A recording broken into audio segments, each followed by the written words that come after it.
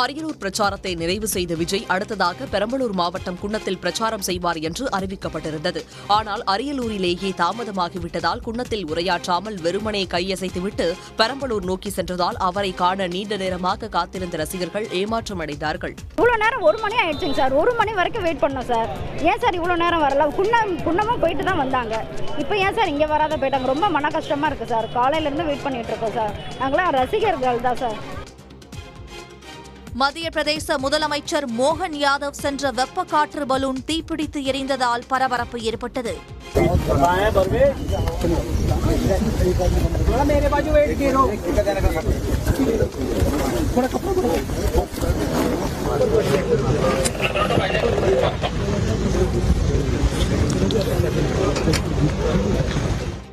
மந்தசௌர் பகுதியில் உள்ள காந்திசாகர் வனப்பகுதியில் மத்திய பிரதேச முதலமைச்சர் மோகன் யாதவ் ஏறிய வெப்ப காற்று பலூன் பலத்த காற்றினால் மேலே எழும்ப முடியாமல் தடுமாறியது. அடுத்த சில வினாடிகளில் பலூன் தீப்பிடித்த நிலையில் பாதுகாவலர்கள் துரிதமாக செயல்பட்டு மோகன் யாதவை காப்பாற்றினர். இதன் மூலம் மோகன் யாதவ் நூலிழையில் உயிர் தப்பினார். மகாராஷ்டிரா மாநிலத்தின் நாசிக் பகுதியில் வீட்டிற்குள் நுழைந்து பெண்ணிடம் ஏதோ கேட்பது போல சென்ற 2 இளைஞர்கள் அவரது தங்கச் செயினை பறித்துச் சென்ற சம்பவம் அதிர்ச்சியை ஏற்படுத்தியுள்ளது.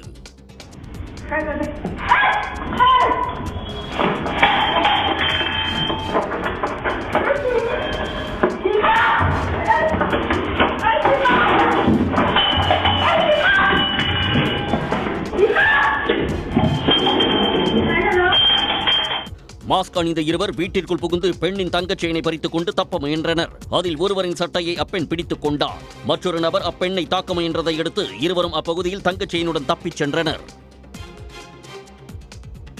சத்தீஸ்கர் மாநிலத்தில் கரடி குளிர்பானம் அருந்துவது தொடர்பான வீடியோ காட்சிகள் வெளியாகி இணையத்தில் வைரலாகியுள்ளது.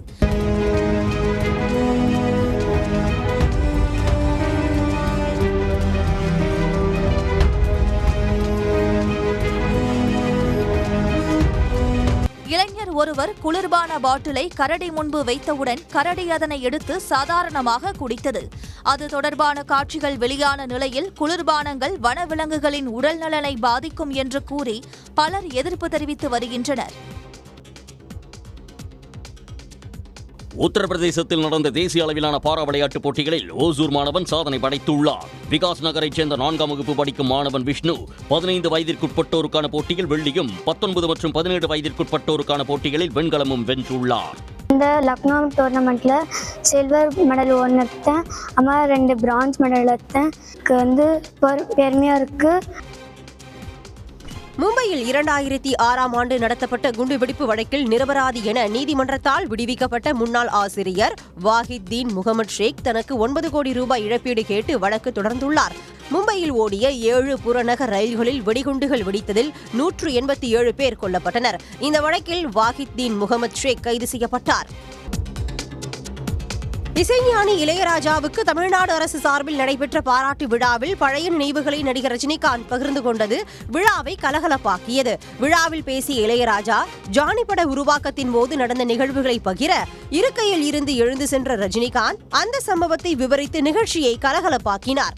ஜானி கம்போசிங் நான் அங்கே ஷூட் பண்ணிட்டு இருந்தேன். அங்கேயே தங்கியிருந்தேன். இவரு மகேந்திர சார் வந்தாங்க. இது பண்ணிட்டு ஈவினிங் நைட்டு நானும் மகேந்திர சார் வந்து ட்ரிங்க்ஸ் எடுத்தோம். இவர்கிட்ட கேட்டோம், சுவாமி சார் என்ன பீர் ஆஃப் பாட்டில் பீர் அடிச்சுட்டு இவர் போட்ட ஆட்டம் இருக்கு. ஐயோ ஐயோ ஐயோ ஐயோ 3 மணி நைட் வரைக்கும். மகேந்திரன் அப்போ சொல்கிறார், ராஜா இந்த சாங் இது சும்மா இருங்க சார் அப்படின்னு சொல்லி ஊரில் கிசு எல்லாம் கேட்குறாரு. மெயினாக ஹீரோயின்ஸுங்க பற்றி.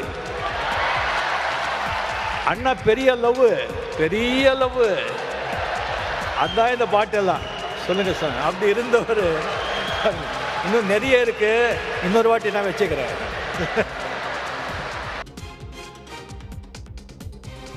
இளையராஜாவின் இசை பயணத்தின் பொன்விழா ஆண்டை முன்னிட்டு முதலமைச்சர் மு.க.ஸ்டாலின் தலைமையில் சென்னை நேரு உள் விளையாட்டரங்கில் பாராட்டு விழா நடைபெற்றது. இதில் பங்கேற்ற கமல்ஹாசன் இசைஞானி இளையராஜாவுக்காக பாடல் எழுதி வந்து பாடி வாழ்த்து தெரிவித்தார். நம்மை சேர்த்த இயலுக்கும் நன்றி, மாறாத ரசிகன் சொல்லும் நன்றி நன்றி, மனங்கொண்ட உறவு சொல்லும் நன்றி நன்றி, உயிரே வாழ் இசையே வாழ் தமிழே வாழ்.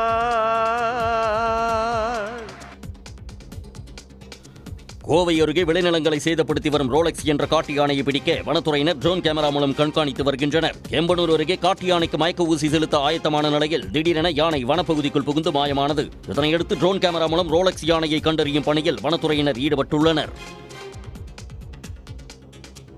உதகை நகர் பகுதியில் அமைந்துள்ள ஐயப்பன் கோவிலுக்குள் கரடி புகுந்ததால் பரபரப்பு ஏற்பட்டது. உணவு தேடி நள்ளிரவில் கோவிலுக்குள் புகுந்த கரடி கோவில் அலுவலகத்தின் கண்ணாடி ஜன்னலை திறந்து உள்ளே சென்றது. அங்கு உணவுப் பொருட்கள் ஏதும் இல்லாததால் ஏமாற்றமடைந்த கரடி வேறு வழியில்லாமல் திரும்பிச் சென்றது.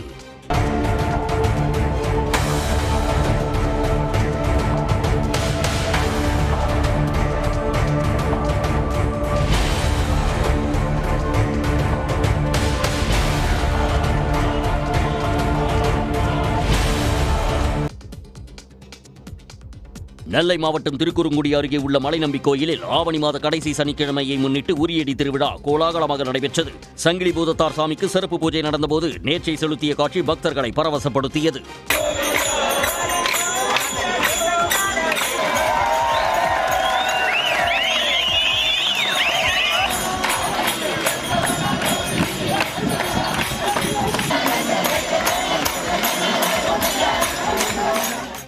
இந்த திருவிழாவில் தமிழ்நாட்டில் உள்ள பல்வேறு மாவட்டங்களில் இருந்தும் பல்லாயிரக்கணக்கான பக்தர்கள் கலந்து கொண்டனர்.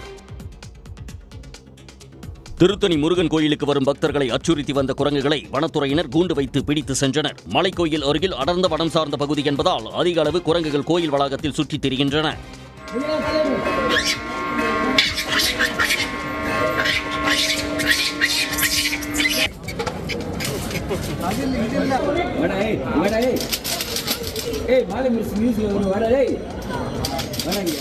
இதனையடுத்து கூண்டு வைத்து பிடிக்கப்பட்ட குரங்குகள் அனைத்தும் ஆந்திர மாநில எல்லைப் பகுதியில் விடப்பட்டது. அரசு நிகழ்ச்சியில் பங்கேற்பதற்காக சென்ற அந்தியூர் சட்டமன்ற உறுப்பினர் ஏஜி வெங்கடாச்சலத்தின் காரை காட்டு யானை வழிமறித்து நின்றதால் பரபரப்பு ஏற்பட்டது. பர்கூர் மலைப்பகுதியில் சென்று கொண்டிருந்த போது ஒற்றை காட்டு யானை சாலையை மறித்து நிற்பதை கண்ட கார் ஓட்டுநர் காரை சிறிது தூரம் பின்னோக்கி இயக்கினார். காட்டு யானை வனப்பகுதிக்குள் விரட்டப்பட்ட பின் கார் புறப்பட்டுச் சென்றது.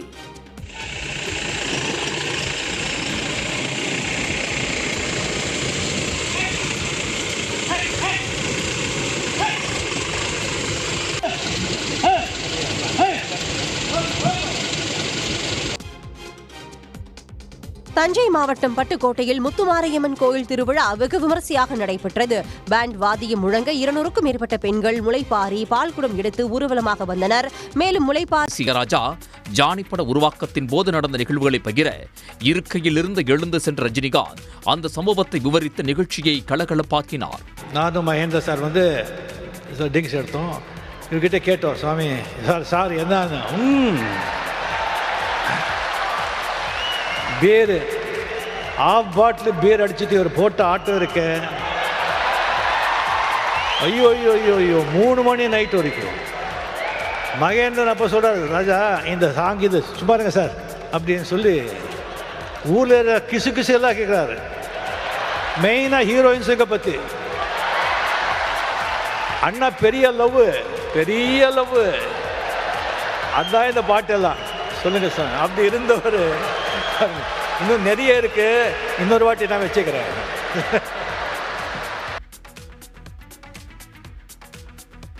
அதிமுக மீண்டும் ஆட்சிக்கு வந்ததும் அத்திக்கடவு அவிநாசி திட்டம் முழுமையாக கொண்டு வரப்படும் என்று அக்கட்சியின் பொதுச் செயலாளர் எடப்பாடி பழனிசாமி தெரிவித்துள்ளார். திருப்பூர் மாவட்டம் அவிநாசி கிழக்கு ரத வீதியில் பேசிய அவர், அதிமுக ஆட்சியில் முடிவுற்ற திட்டங்களை திறந்து வைத்ததுதான் திமுக அரசின் சாதனை என குற்றம் சாட்டினார். அதிமுக ஆட்சிக்கு வந்ததும் ஆனைமலை நல்லாறு தடுப்பணை திட்டம் மீண்டும் செயல்படுத்தப்படும் என்று அவர் உறுதியளித்தார். முன்னதாக எடப்பாடி பழனிசாமி பிரச்சார உரையை துவங்கிய சில நிமிடங்களிலேயே கூட்டத்திலிருந்து பெண்கள் உட்பட ஏராளமான மக்கள் சாறை சாறையாக கலைந்து சென்றனர். 1 மாத காலத்திற்குள் அதிமுகவில் அனைவரும் இணைவார்கள் என்று முன்னாள் அமைச்சர் செங்கோட்டையன் நம்பிக்கை தெரிவித்துள்ளார்.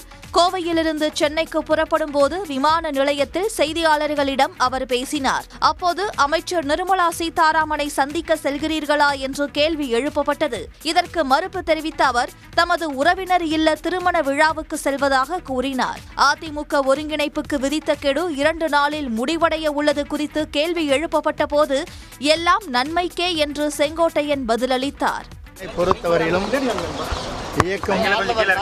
இயக்கம் நன்றாக இருக்க வேண்டும், எல்லோரும் இணைய வேண்டும்.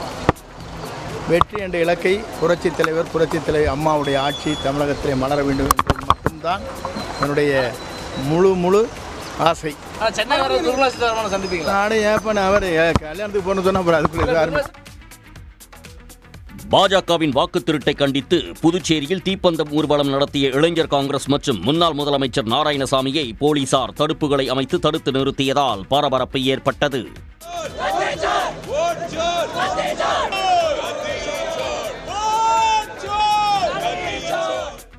வாக்குகளை திருடும் ஒன்றிய பாஜக அரசை கண்டித்து இளைஞர் காங்கிரஸ் சார்பில் ஆளுநர் மாளிகை நோக்கி தீப்பந்த ஊர்வலம் போராட்டம் நடைபெற்றது. இதில் முன்னாள் முதலமைச்சர் நாராயணசாமி, காங்கிரஸ் சட்டமன்ற கட்சித் தலைவர் வைத்தியநாதன், முன்னாள் அமைச்சர்கள் உட்பட 300க்கும் மேற்பட்ட காங்கிரசார் கலந்து கொண்டு கையில் தீப்பந்தம் ஏந்தியபடி கொக்கு பார்க்கில் இருந்து ஊர்வலமாக துணைநிலை ஆளுநர் மாளிகை நோக்கி வந்தனர். நேரு வீதியில் வந்த அவர்களை போலீசார் தடுப்புகளை அமைத்து தடுத்து நிறுத்தினர். இதனையடுத்து சாலையில் அமர்ந்து போராட்டத்தில் ஈடுபட்ட அவர்கள் ஒன்றிய பாஜக அரசை கண்டித்து முழக்கங்களை எழுப்பினர்.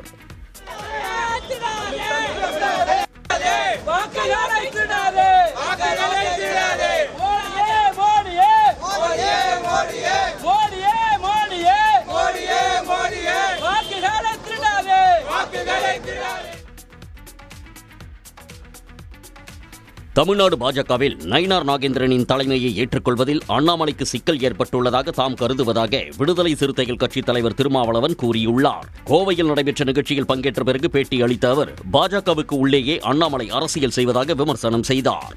அண்ணாமலை பாஜகவுக்குள்ளே ஒரு அரசியல் செய்கிறார். நயினார் நாகேந்திரன் தலைமையை ஏற்றுக்கொள்வதிலே அவருக்கு இன்னும் சிக்கல் இருப்பதாகத்தான் அவருடைய நடவடிக்கைகளில் இருந்து தெரிய வருகிறது. அவர் தலைமையில் இருந்தபோது சுதந்திரமாக செயல்பட வேண்டும் என்று அவர் விரும்பினார். அதே போல நயினார் நாகேந்திரன் அவர்களும் சுதந்திரமாக செயல்பட வேண்டும் என்பதை அவர் புரிந்து கொள்ள வேண்டும். ஆனால் அவருடைய நடவடிக்கைகள் நயினார் நாகேந்திரன் அவர்களுக்கு நெருக்கடி உருவாக்குவதாகத்தான் என்னுடைய பார்வையில் படுகிறது. தாவேக தலைவர் விஜயின் தேர்தல் சுற்றுப்பயணம் குறித்து கருத்து தெரிவித்த திருமாவளவன், எதிர்வரும் தேர்தலில் நடிகர் விஜய் கணிசமான வாக்குகளை பெற்றாலும் திமுக கூட்டணியின் வெற்றியை அது பாதிக்காது என்றார். சென்னை விமான நிலையத்தில் பேட்டியளித்த அவர், திமுகவை மட்டுமே விஜய் பேசி வருவதால் ஏதோ திட்டமிட்ட அஜெண்டாவுக்காக களம் இறக்கப்பட்டுள்ளார் என்ற தோற்றம் உருவாகியுள்ளது என்றார். விஜய் பொதுவான அரசியலை பேசினால் இந்த தோற்றம் உருவாகாது என்றும் அவர் தெரிவித்தார். தமிழ்நாட்டிற்கு முதலீடுகளை ஈர்க்கும் முதலமைச்சரின் நடவடிக்கைகளுக்கு பாமக நிறுவனர் ராமதாஸ் பாராட்டு தெரிவித்துள்ளார். ஓசூரில் இன்று பாட்டாளி மக்கள் கட்சியின் மேற்கு மாவட்ட பொதுக்குழு கூட்டம் நடைபெறவுள்ளது. இதற்காக இங்கு வருகை தந்த ராமதாஸ் செய்தியாளர்களை சந்தித்தார். அப்போது பேசிய அவர், தற்போது நிலவும் தந்தை மகன் இடையேயான பிரச்சினைக்கு எப்போது தீர்வு ஏற்படும் என்ற கேள்விக்கு அதற்கு 2-3 நாட்களுக்கு முன்பே தீர்வு ஏற்பட்டுவிட்டதாக பதிலளித்தார். மேலும் ஓசூரை தலைமையிடமாக கொண்டு புதிய மாவட்டம் உருவாக்க வேண்டும் என்று பாமக நிறுவனர் ராமதாஸ் வலியுறுத்தியுள்ளார். 3 தொகுதி சேர்த்த ஒரு மாவட்டமாக ஓசூர், வேப்பனஹள்ளி, தளி இந்த 3 தொகுதிகள் சேர்ந்த ஒரு மாவட்டம். ராமநாதபுரம் முதல் ராமேஸ்வரம் இடையே 55 கிலோமீட்டர் தூரத்திற்கு புதிய மின்மயமாக்கப்பட்ட வழித்தடத்தில் மின்சார ரயில் சோதனை ஓட்டம் நடைபெற்றது. கடந்த ஏப்ரல் மாதம் பிரதமர் மோடி பாம்பனில் உள்ள செங்குத்து தூக்கு பாலத்துடன் கூடிய புதிய ரயில் பாலத்தினை திறந்து வைத்தார்.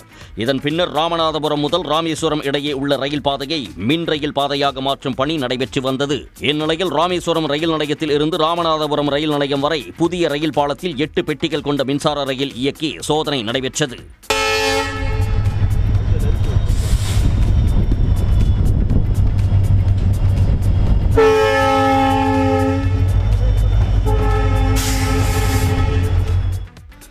திருவண்ணாமலையில் ஆன்மீக கலாச்சார மாநாட்டில் நடைபெற்ற பல்வேறு கலை நிகழ்ச்சிகளை ஏராளமான பொதுமக்கள் கண்டு ரசித்தனர். வேங்கிக்கால் பகுதியில் உள்ள அண்ணா நுழைவுவாயில் அருகே 108 நாதஸ்வர தவில் கலைஞர்கள், பரதநாட்டிய கலைஞர்கள், ஒயிலாட்டம், கும்மியாட்டம், மயிலாட்டம், நாடோடி நடனம் மற்றும் 63 நாயன்மார்களின் ஆன்மீக கலாச்சார ஊர்வலம் நடைபெற்றது.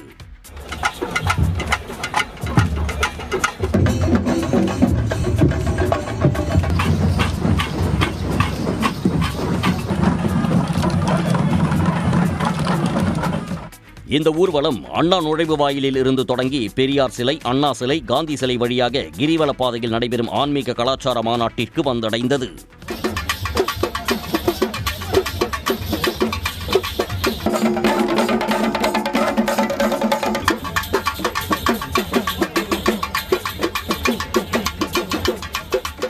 முதன்முறையாக நடைபெற்ற இந்த கலை நிகழ்ச்சிகளை மாநகரம் முழுக்க வீதி உலா வந்தது பொதுமக்களின் அனைவரது கவனத்தையும் ஈர்த்தது.